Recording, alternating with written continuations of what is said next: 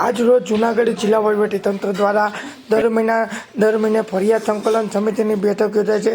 તેમાં આજે 23 જાન્યુઆરીના રોજ 23 તારીખના રોજ આજે ફરિયાદ સંકલન સમિતિની બેઠક યોજાઈ હતી. તેમાં માંગરોળના ધારાસભ્યશ્રી તેમજ તાલાલાના ધારાસભ્યશ્રી અને વિસાવદરના ધારાસભ્યશ્રી ખાસ ઉપસ્થિત રહ્યા હતા અને કયા કયા પ્રશ્નો આવ્યા છે તે બાબતે વિસ્તૃત મીડિયા સમક્ષ જૂનાગઢ જિલ્લાના ધારાસભ્યશ્રીઓ મીડિયા સમક્ષ પ્રતિક્રિયાઓ આપતા જણાવ્યું હતું.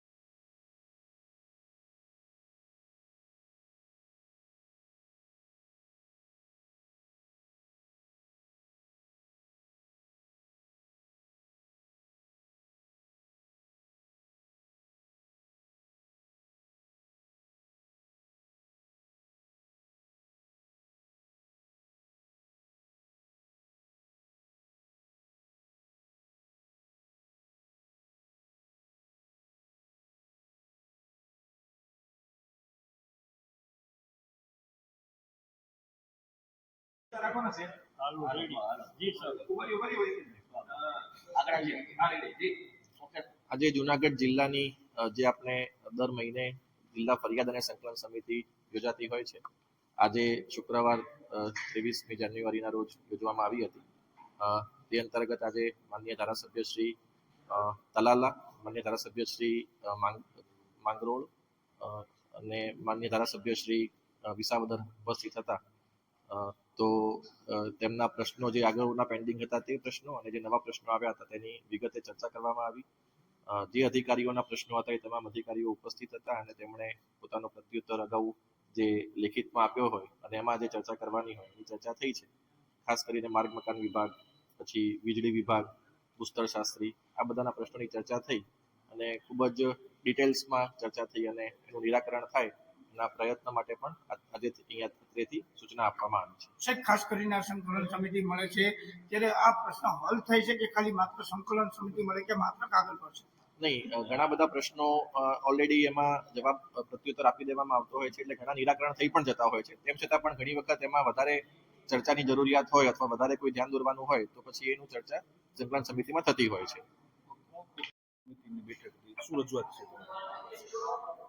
આમ તો જુનાગઢ જિલ્લાની અંદર મારા વિસ્તારના પણ ગામો આવે છે. સાસણ, ભાલછેલ, હરિપુર, અમૃતવેલ, શિરવાણ. અને સાસણની અંદર ઘણા સમય 2023માં એક સનસેટ પોઈન્ટ ટુરિઝમ ડિપાર્ટમેન્ટ મારફત બનાવવામાં આવ્યો અને એ અત્યારે ચાલુ પણ છે, પણ કોઈ એજન્સીને નહોતો સોંપાયેલો, એટલે કોઈને કોઈ લોકો આવતા હોય છે ત્યાંથી કંઈક નુકસાન પણ કરતા હોય છે. એટલે એમને લઈને એક પ્રશ્ન મેં આજે નાખ્યો હતો અને એ પ્રશ્નનો અત્યારે ઉકેલ પણ આવી ગયો છે અને આવનારા સમયમાં જે ખામીઓ છે એ પણ ત્યાં દૂર થઈ જશે. ક્યાંય સીસીટીવી કેમેરાઓ હોય કે માનો કે લાઇટો ફિટ કરી હોય તો થોડોક સમય જાય એટલે આપણી ત્યાં માનસિકતા ઘણી બધી નબળીઓ હોય છે લોકોને, એટલે કંઈક તોડી નાખે, કંઈક ચોરી જાય અને જ્યાં લગન એ તૂટેલી કે ચોરેલી વસ્તુ હોય તો એજન્સી ના સંભાળે. એ એક મુદ્દો હતો, એટલે આજે સાંજ સુધીમાં ત્યાં વિભાગ પણ ત્યાં જવાના છે અધિકારીઓ. એજન્સીની સાથે બેસીને જે કંઈ કરવાનું હોય એ વહેલી તકે કરીને એજન્સીને સોંપી દેશે.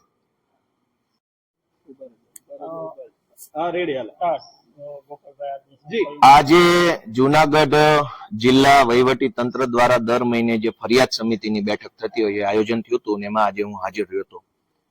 આમ તો હું ધારાસભ્ય ચૂંટાયો ત્યારનો નિયમિત રીતે એકાદ અપવાદને બાદ કરતા બેઠકમાં હાજર રહી અને અમારા વિસાવદર, ભેસાણ, જુનાગઢના જે કાંઈ પ્રશ્નો છે એ ઉઠાવું છું.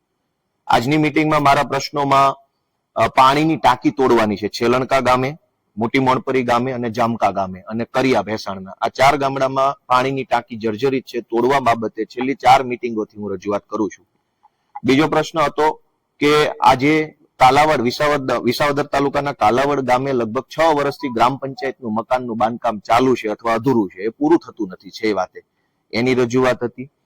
ભેસાણ અને વિસાવદરની સહકારી મંડળીઓની અંદર જે ખેડૂતો સાથે અન્યાય ખોટું થયું છે એ ભેસાણ વિસાવદરના તમામ ખેડૂતોને એનઓસી આપવામાં આવે, કેમ કે એને લોન લીધી નથી, એને ધિરાણ મેળવ્યું નથી, છતાં એમના ખાતામાં બોજો પડ્યો છે, તો કેવી રીતે એમને એનઓસી આપવામાં આવે આ મુદ્દાની આજે ચર્ચા થઈ છે. બીજું કે વિસાવદર ભેસાણની સહકારી મંડળીમાં જે ખેડૂતોએ ડિપોઝિટ કરી છે, થાપણ મૂકી છે, એફડી કરી છે, એમને એમના પૈસા પાછા મળવા જોઈએ. આ બાબતની ચર્ચા પણ આજે થઈ હતી. જુનાગઢ થી ભેસાણ રોડ જે બની રહ્યો છે એ કામ ખૂબ ધીમી ગતિએ થઈ રહ્યું છે અને પૂરું નથી થઈ રહ્યું, તો એ બાબતે વિસાવદર ભેસાણ જુનાગઢ ભેસાણ રોડનું કામ ઝડપથી પૂરું. સમિતિની બેઠકમાં કેટલાક પ્રશ્નોનું નિરાકરણ આવે છે, 10%, 20%, 22%, 28% પ્રશ્નોનું નિરાકરણ આવે છે, પણ જે લેવલે આવવું જોઈએ, જે સ્પીડથી આવવું જોઈએ, જે રીતે આવવું જોઈએ નથી આવતું. જિલ્લા કક્ષાના કમસે કમ 50 અધિકારીઓ બેસે છે, જિલ્લા રજિસ્ટ્રાર, જિલ્લા શિક્ષણ અધિકારી, જિલ્લા રમતગમત, જિલ્લા ખેતીવાડી, જિલ્લા પ્રવાસન અધિકારી, જિલ્લા લેવલના 50 માણસો બેસે, કલેક્ટર બેસે, મ્યુનિસિપલ કમિશનર બેસે, જિલ્લાના એસપી, ડીડીઓ, તોપ કહી શકાય એવા માણસો બેઠા પછી તે 8-8, 9-9 મહિના સુધી ટાંકી તોડવાના પ્રશ્નોનું નિરાકરણ ન આવે તો બીજું શું નિરાકરણ આવવાનું? એટલે જિલ્લા લેવલની મિટિંગનો પ્રભાવ જે લેવલનો હોવો જોઈએ નથી, જે ઝડપ હોવી જોઈએ ઝડપ નથી, અને જે કામ કરવા માટેની જે ધગશ હોવી જોઈએ ક્યાંક ઘટે. સંકલન સમિતિ ખાલી માત્ર કાગળ પર જ ચાલે છે, શું કહેશો? આમ તો આખી સરકાર એમ હાલે છે, એટલે એમાં કઈ બીજું કહેવા જેવું નથી. ભેસાણ તાલુકાના ગોરવિયાળી ગામમાં માઇનિંગને લઈને ગામજનોને ખૂબ તકલીફ પડી રહી છે. મોટા મોટા બ્લાસ્ટિંગ થાય છે, એના કારણે ઘરોમાં તિરાડ પડે છે, એના કારણે લોકો હેરાન થાય છે. તો એ બાબતે જિલ્લા ભૂસ્તર શાસ્ત્રી સાથે આજે પરામર્શ કર્યો છે અને ગામ લોકોને તકલીફ ન પડે એવું આયોજન કરવાની રજૂઆત થઈ છે. બીજું કે સરકારના અનેક યોજનાઓના કામો વર્ષોથી પડતર છે વિસાવદર, ભેસાણ અને જુનાગઢ. આમ તો આખા ગુજરાતની પરિસ્થિતિ આવી જ છે કે કોઈ ધણી ધોરી વગરનું તંત્ર છે. કોન્ટ્રાક્ટરોની સરકાર છે આખી. કોન્ટ્રાક્ટર ધારે તો કામ કરવાનું, કોન્ટ્રાક્ટર ધારે તો નહીં કરવાનું, કેમ કે અધિકારીના ખિસ્સામાં પૈસા નાખી દે એટલે અધિકારી ચૂપચાપ થઈ જાય છે. વિસાવદર, ભેસાણની અંદર આશરે 150 જેટલા કામો 2021 થી પડતર છે. સરકારમાંથી કામ મંજૂર થઈ ગયા, પૈસા આવી ગયા, કોન્ટ્રાક્ટરને કોન્ટ્રાક્ટનું કામ દેવાઈ ગયું, કામ ચાલુ થઈ ગયું અને 2021 થી કામ પૂરું નથી થતું. તો ક્યારે પૂરું થશે? સરકાર 21માં અલગ હતી, અત્યારે અલગ છે, સરકારો બદલાય છે, પણ એક ગ્રામ પંચાયત બનાવવાનું, એક પાણીની ટાંકી તોડવાનું, નાનો એવો રોડ નાળા બનાવવાનું કામ પૂરું થતું નથી. તો આજે એ બધા જ કામો ઉપર મેં અધિકારીઓ સાથે ચર્ચા કરી છે. આ સિવાય આજે શોભાવડલા ગીરથી એપ્રોચ રોડનો વાત છે, બરડિયાનો રોડ, લેરિયા ગામની અંદર એક સીસી રોડ જે બને છે એ રોડની બાબત છે. એવા અનેક વિષયો ઉપર આજે મેં ચર્ચા કરી છે. ત્યારબાદ બીજા મહત્વના વિષય તરીકે જુનાગઢની અંદર હમણાં એક પ્રાઇવેટ એસોસિએશનનો કાર્યક્રમ યોજાયો હતો વીજળી કંપનીનો.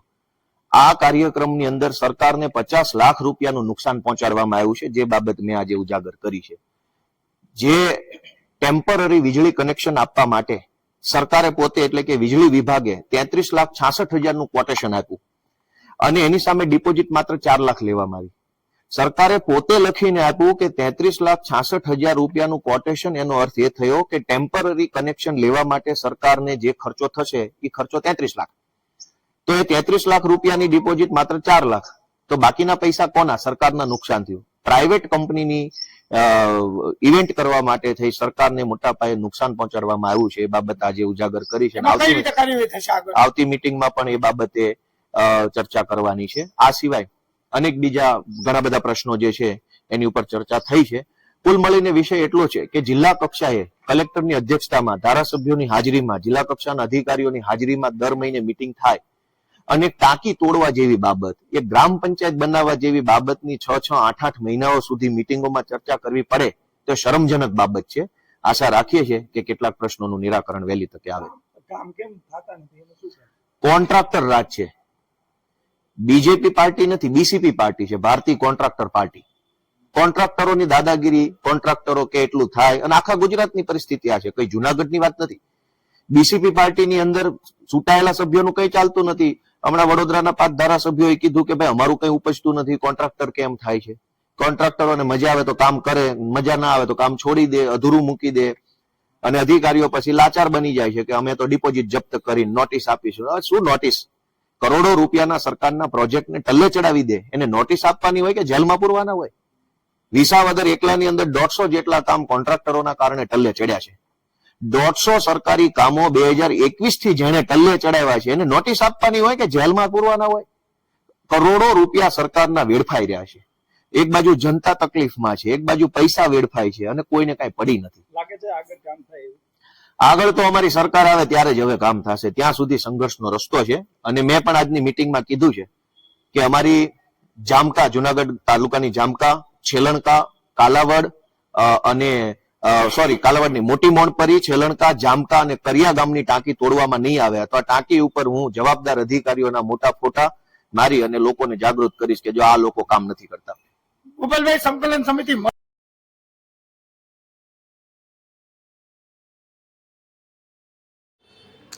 તાજેતરમાં જ ભારતીય સંસ્કૃતિના મૂલ્યોને ઉજાગર કરતા મહાશિવરાત્રિના મેળાને લઈ અને રાજ્ય સરકારના સુદૃઢ પ્રયાસોથી વધુ ભવ્યતા મળવા જઈ રહી છે. ત્યારે જ આ સંદર્ભે આ જૂનાગઢ જિલ્લા કલેક્ટર શ્રી અનિલ રાણાવસિયા સંલગ્ન અધિકારીઓ સાથે બેઠક કરી મહાશિવરાત્રિ મેળાની પૂર્વ તૈયારી સર્વગ્રાહી સમીક્ષા હાથ ધરી. જિલ્લા કલેક્ટર અને વહીવટીતંત્રના અધિકારીઓના મહાશિવરાત્રિ મેળા ભવનાથ ક્ષેત્રની ફિલ્ડ વિઝિટ કરી અને મહાશિવરાત્રિ મેળાના પધારતા ભાવિકો માટે જરૂરી સુવિધાની વ્યવસ્થા આખરીઓ માટે સ્પષ્ટ નિર્દેશો આપવા જિલ્લા કલેક્ટરશ્રીએ ટ્રાફિક નિયમન, પાર્કિંગ, આરોગ્ય, પીવાના પાણી, શૌચાલય, પરિવહન, લાઇટિંગ, સુશોભન સહિતની આવશ્યક વ્યવસ્થાઓ સંદર્ભે વિગતવાર માર્ગદર્શન કર્યું હતું. ઉપરાંત મુરગીગોન, રવેડી રૂટ સફાઈ, તારામંડળ તેમજ વગેરેની કામગીરી માટે જિલ્લા પ્રાંત અધિકારીશ્રીઓને ફરજ સોંપવા પણ સૂચના આપી હતી. જિલ્લા કલેક્ટર શ્રીએ સંલગ્ન અધિકારીઓ સાધુ સંતો ઉત્તરામંડળ સાથે આગોતરી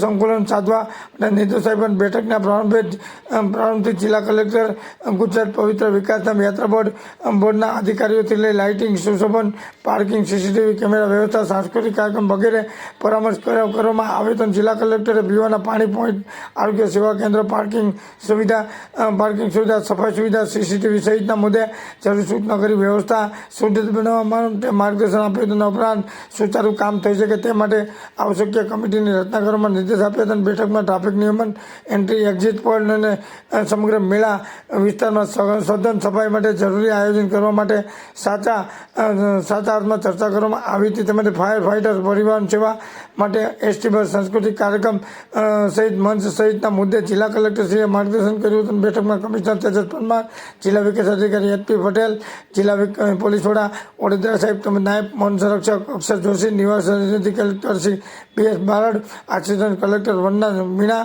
આસિસ્ટન્ટ કલેક્ટર પ્રતિક જૈન સહિતના જુદા જુદા વિભાગના અધિકારીઓ ઉપસ્થિત રહ્યા હતા.